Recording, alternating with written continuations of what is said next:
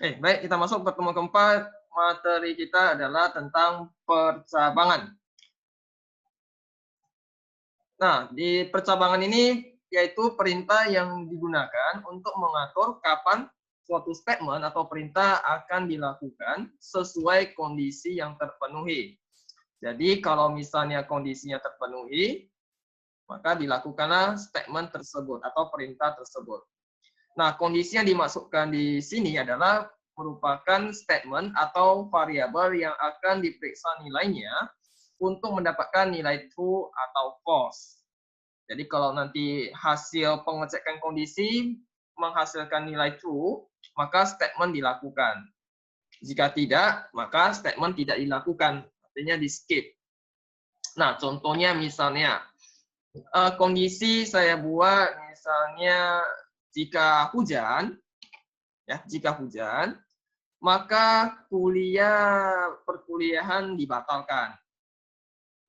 Oke, jika tidak, maksudnya tidak hujan, maka perkuliahan tetap berjalan. Nah, itulah kondisi ya.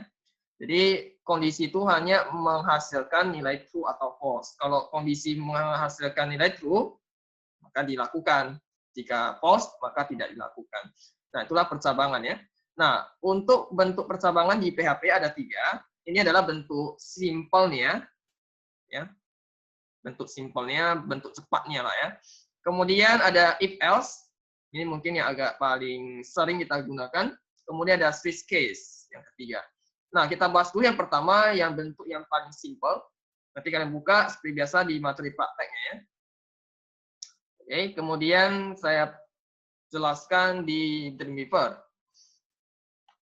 Nah, di baris yang pertama, itu nanti kamu bisa lihat punya saya di sini ada echo, ya langsung cetak, buka kurung, 5 lebih besar dari 2. Nah, 5 lebih besar dari 2 ini kita sebut sebagai kondisinya, ya pengecekan kondisinya.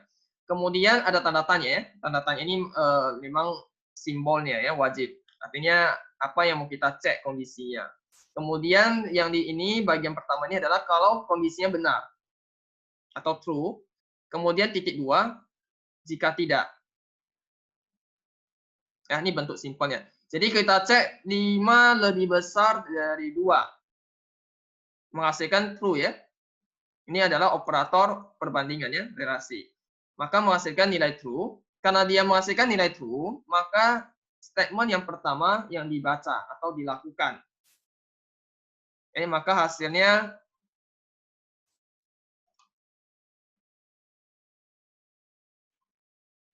adalah benar ya. Di sini sengaja saya buat ada nomornya ya, supaya bisa kamu tandai. Benar 1 berarti. Jadi yang ini. Oke. Nah, bagaimana kalau saya buat kondisi yang salah? Misalnya saya putar saja. 5 lebih kecil dari 2. Ya salah ya. Nah, saya simpan. Kemudian saya refresh. Maka hasilnya adalah salah 1. Yang ini. Oke, jadi artinya ini tempat pengecekan kondisi. Kemudian ini adalah jika nilainya benar, dan ini adalah jika nilainya salah. Ya, seperti itu. Itu bentuk pertama ya dari percabangan. Nah, kemudian bentuk yang kedua ada if else. Nah, if else ini bentuknya agak sedikit banyak ya, variasinya agak banyak. Yang pertama di sini adalah if yang tunggal, artinya kondisinya 1, statementnya juga 1. Ya, tunggal berarti yang ini. Oke. If ini kondisinya langsung saya buat true. Ya, langsung saya buat true. Kalau true, echo benar 2. Maka hasilnya benar 2. Nah, bisa juga kalau di PowerPoint tadi kan saya buat ada kurung kurawal ya. Seperti ini ya. Nah, ini pun bisa. Ya, hasilnya sama. Oke. Nah, tapi kalau misalnya kamu mau buat hanya seperti yang tadi, boleh kurung kurawalnya kamu buang, lengket seperti ini. Ya, ini pun bisa. Jadi ada 2 variasi lah ya. Tapi kalau kamu nggak terbiasa seperti ini, ya kamu pakai tanda kurung kurawal ya, seperti yang tadi. Oke, jadi kalau misalnya ini false, ya nggak ada apa-apa. Ya, kosong. Karena nggak ada statementnya. Ya. Nah, itu if tunggal. Artinya satu kondisi, satu statement. Kemudian yang kedua, nah ini adalah kondisinya satu, pengecekan kondisi sekali, statementnya ada dua. Nah, contohnya ya tadi, jika hujan, maka perkuliahan dibatalkan. Else maksudnya jika tidak ya, atau selain itu ya. Jika tidak atau selain itu berarti perkuliahan dilanjutkan. Ya. Karena kebetulan kondisi yang kita cek adalah hujan. Nah, hujan ini kan hanya dua kemungkinan. Ada hujan atau tidak. Kalau hujan, perkuliahan dibatalkan. Kalau tidak, perkuliahan dilanjutkan. Nah, seperti itu. Jadi karena kondisinya satu, menghasilkan dua statement, bisa kita gunakan else. Else ini tidak ada kondisi yang dicek. Ya, pokoknya selain itulah. Ya, selain kondisi yang di atas, maka dia akan otomatis baca ke else yang di bawah, atau statement yang kedua. Nah, contohnya di sini saya buat yang ketiga. Nah, di sini ada if, kemudian saya melakukan pengecekan dengan membuat 1 tambah 2 lebih besar 3. Ya. Apakah 1 tambah 2 hasilnya lebih besar dari 3? Tentu jawabannya false ya. Tidak benar ya. 3 lebih besar dari 3 kan salah ya. Nah, karena dia salah, dia akan baca ke else-nya. Tapi kalau jika benar, maka dia akan baca yang ini. Nah, karena kebetulan ini menghasilkan nilai false, salah, maka dia akan membaca salah 3. Kenapa itu? Oke, saya refresh, maka nanti hasilnya adalah salah 3. Nah, bagaimana kalau misalnya kondisinya menghasilkan benar? Misalnya saya buat saja lebih besar sama dengan 3. Ya, 3 lebih besar sama dengan 3. Maka hasilnya adalah benar 3. Ya. Jadi intinya statement mana yang dibaca itu tergantung kondisinya. Kalau kondisinya sudah true, maka terbacalah statement tersebut. Ya, seperti itu. Oke, kemudian bentuk yang ketiga yang lebih panjang lagi, ini kalau ini majemuk ya, disebut if kondisi majemuk. Artinya kondisinya banyak ya, ada contoh 1, 2, di tempat kalian kayaknya 2 saja, ini baru saya tambah ya, 3 dan seterusnya. Jadi statementnya juga sama, ada 1, ada 2, ada 3. Kemudian kalau misalnya yang terakhir, saya buat statementnya 4. Untuk yang terakhir ini, else ini tidak wajib kamu buat ya. Kalau ada, boleh kamu buat. Tapi kalau tidak ada, ya nggak usah kamu buat, nggak masalah. Ya. Nah, kemudian kalau misalnya kondisi pertama kita gunakan if, untuk mengecekkan kondisi berikutnya, yang kedua dan sampai seterusnya, kita wajib menggunakan else if. Beserta kondisinya, baru statementnya. Oke ya. Nah, contohnya yang keempat,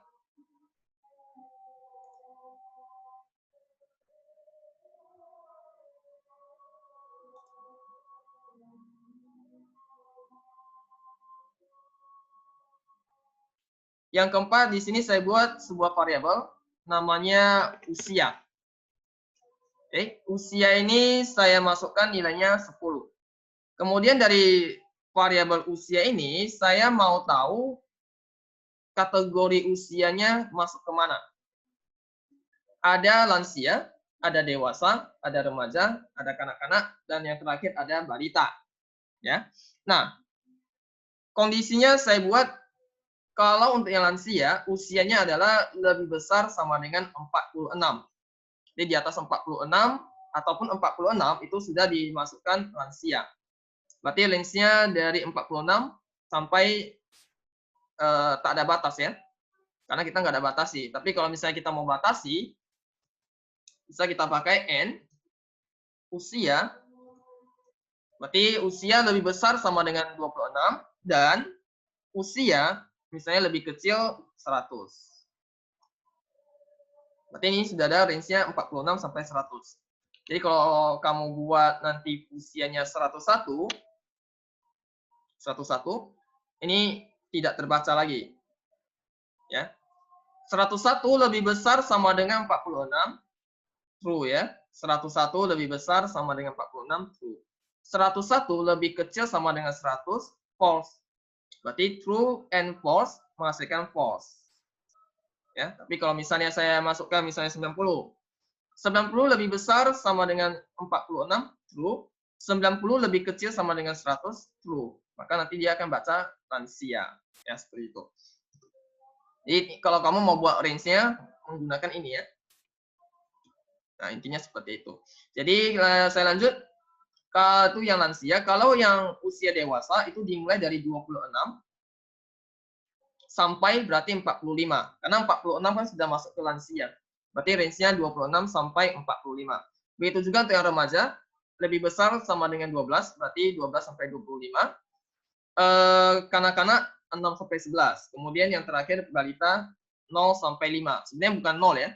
Ini bisa minus. Karena kita nggak ada batasi. Paling kecil nilainya berapa kita nggak batasi. Nah, anggap aja kita buat 0 ya. Nah, else-nya nggak ada kondisi lagi, saya langsung buat else balita. Oke, nah jadi kalau seperti ini kondisinya, harusnya hasilnya adalah karena usianya 10, berarti dia masuk ke sini. Ya, kita lihat hasilnya. Nah, di sini adalah kanak-kanak. Berarti usia 10 itu dikategorikan adalah kanak-kanak. Nah, cara bacanya seperti ini. Usia nilainya 10. Pertama dia baca dulu baris yang pertama. Apakah 10 atau usia atau 10 lebih besar sama dengan 46? 10 lebih besar sama dengan 46? Tentu tidak ya. Nah, karena tidak, dia menghasilkan false. Nah, kalau ini sudah false, ini sudah pasti nggak usah lihat lagi. Ya, karena kalau false dan dengan apapun nanti nilai true atau false di belakang sudah pasti menghasilkan false. Ya, itu N ya. Nah, karena dia sudah false, maka nggak baca lagi. Lanjutlah else if yang kedua, dia cek lagi.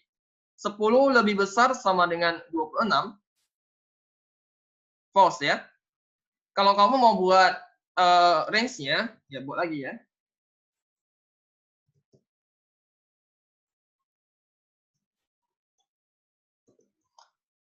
Oke, sampai 45.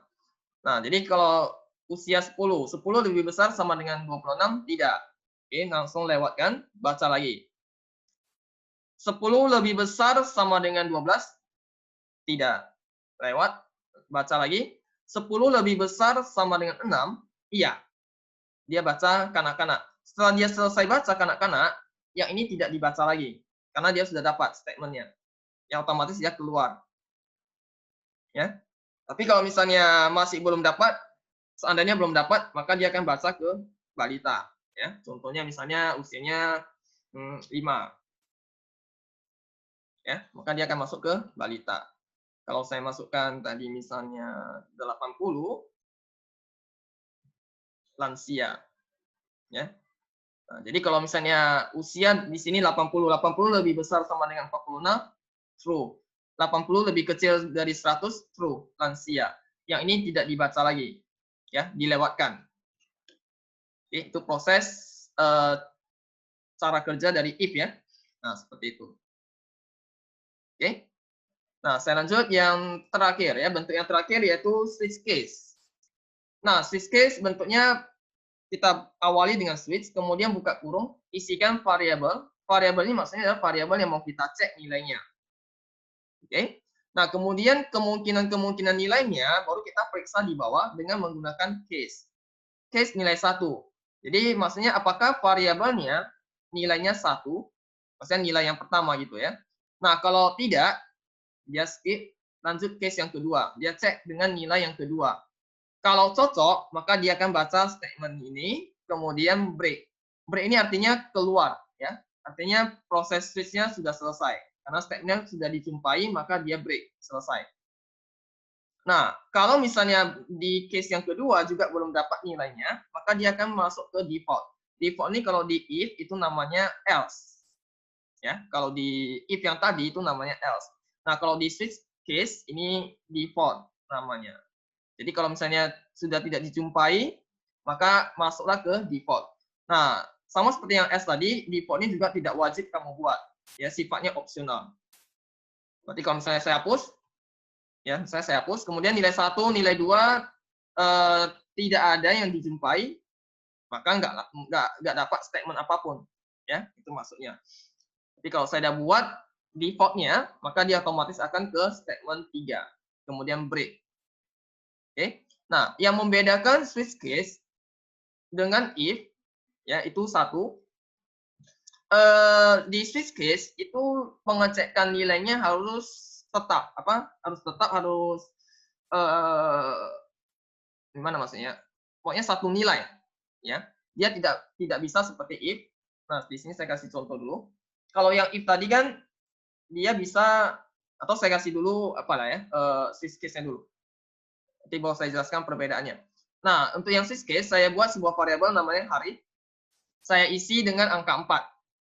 Oke, kemudian switch variabelnya hari ya. Saya mau cek. Jika case-nya 1, maksudnya jika nilai harinya adalah 1, maka echo Senin. Kemudian break. Kalau 2, maka Selasa, 3, Rabu, 4, Kamis, dan seterusnya. Sampai 7, Minggu. Kemudian default-nya adalah saya buat undefined. Berarti kalau misalnya dia bukan 1, bukan 2, 3, 4, 5, 6, 7, maka dia akan termasuk undefined. Karena hari itu kan dari 1 sampai 7 aja ya, nggak lewat dari situ. Jadi kalau misalnya kita ketik nanti 8 atau 9 atau yang lain, maka dia akan membaca undefined. Nah, karena tadi saya buat 4, maka hasilnya adalah dia akan membaca Kamis. Ya, membaca ke Kamis. Tapi kalau misalnya saya buat misalnya 1, saya simpan, maka Senin. Nah, kalau misalnya saya buat 10, maka dia masuk undefined.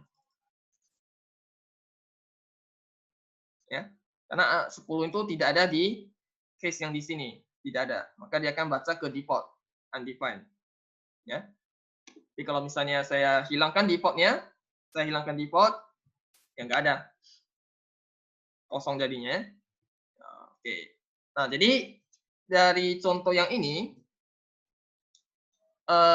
kita sebetulnya nampak perbedaan dari switch dan if. Kalau if itu nilainya dia bisa range, seperti range ya, maksudnya dia bisa lebih besar, lebih kecil, ya, maksudnya di antara lah gitu ya. Nah, tapi kalau switch case ini penggunanya harus nilai yang tetap. Ya, misalnya harinya 4. Ya udah nggak bisa case-nya lebih besar dari 1, lebih besar dari 2, tidak bisa. Ya, 4 dengan langsung dibandingkan dengan angka 1. Kemudian 4 dibandingkan dengan 2. Ya, artinya nilainya harus tetap. Ya, satu nilai. Gitu ya. Jadi misalnya bulan, sama juga bulan, misalnya bulan 4, maka harus April. Ya, seperti itu. Ya. Jadi materi kita itu ya, itu saja. Jadi satu materi saja percabangan ya. Nah, kira-kira ada yang mau kamu tanyakan? Nanti seperti biasa prakteknya ada di materi yang satu lagi. Praktek ya. Ada percabangan 1, latihan pertamanya. Ini sama seperti yang saya jelaskan tadi ya, sama. Kemudian di latihan kedua ada namanya percabangan 2. Oke, ada percabangan 2. Nah, percabangan kedua ini nanti kamu yang buat ya. Saya tidak tampilkan kodenya, saya hanya tampilkan hasilnya. Nah, yang di latihan kedua, percabangan kedua yang kamu buat adalah menghitung nilai akhir, keterangan, nilai huruf, dan predikat. Ya, ada 4. Kemudian inputnya ada 4 juga, ada absensi, tugas, UTS, dan UAS. Jadi nanti kamu siapkan 4 buah variabel. Ya, namanya ya udah kamu buat aja absensi, dolar tugas, dolar UTS, dolar UAS. Kemudian nanti keempat variabel ini kamu masukkan nilai. Nilainya 0 sampai 100. Ya, nggak ada nilai yang di atas 100 ya. Nah, maksimal 100, paling kecil 0. Oke. Nah, nanti kamu setelah kamu masukkan 4 nilai di 4 variabel tersebut, masing-masing variabelnya, kamu akan mencari nilai akhir. Nilai akhirnya sudah saya kasih rumusnya seperti ini. 0,1 kali absensi, kemudian kali tugas, 0,2 kali tugas, 0,3 UTS, 0,4 kali UAS. Ya. Nah, setelah kamu dapat nilai akhirnya, ini nilai akhirnya harus dalam bentuk variabel ya. Doral misalnya NA atau doral nilai akhir. Tapi ingat jangan pakai spasi ya, pakai underscore. Nah, kemudian setelah kamu dapat variabel nilai akhirnya, nah bisa kita cari keterangan. Keterangan ini didapat dari nilai akhir. Jika nilai akhir lebih besar atau sama dengan 60, artinya dari 60 ke atas, itu dinyatakan lulus. Jika tidak, maka dinyatakan gagal. Ya, ada dua kemungkinan saja, jadi tidak ada setengah-setengah, ragu-ragu, tidak ada ya. Kalau tidak lulus, ya gagal. Kalau tidak gagal, ya lulus. Itu aja. Kemudian yang ketiga ada nilai huruf. Nilai huruf juga didapat dari nilai akhir. Kalau nilai akhir yang kamu dapat di antara 90 sampai 100, A, 75 sampai 89, B, dan seterusnya. Kemudian untuk predikat, kalau kamu dapat yang A, sangat baik, B baik, C cukup baik, dan seterusnya. Nah, untuk yang predikat bisa kamu gunakan switch case.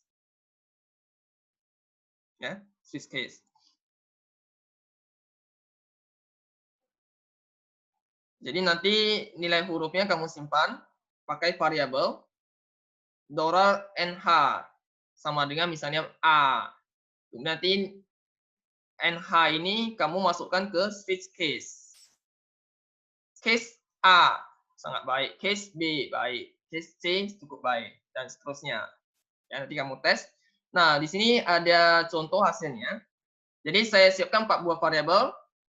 Yang absensi atau kehadiran saya buat nilai 100, tugas 95, UTS 60, UASnya 75, contoh. Kemudian pada saat saya jalankan di browser, maka muncul isi variabelnya, nilai kehadiran, nilai tugas, nilai UTS, nilai UAS. Kemudian perhitungannya nilai akhir, dapatlah 77. Kemudian keterangannya lulus, ya karena di atas 60 ya, lulus. Kemudian nilai huruf saya dapat B, karena 77 berada di range ini. Kemudian yang terakhir predikat. Karena B ya baik. Ya. Oke, jadi itu dua latihannya. Kira-kira ada yang mau kamu tanyakan?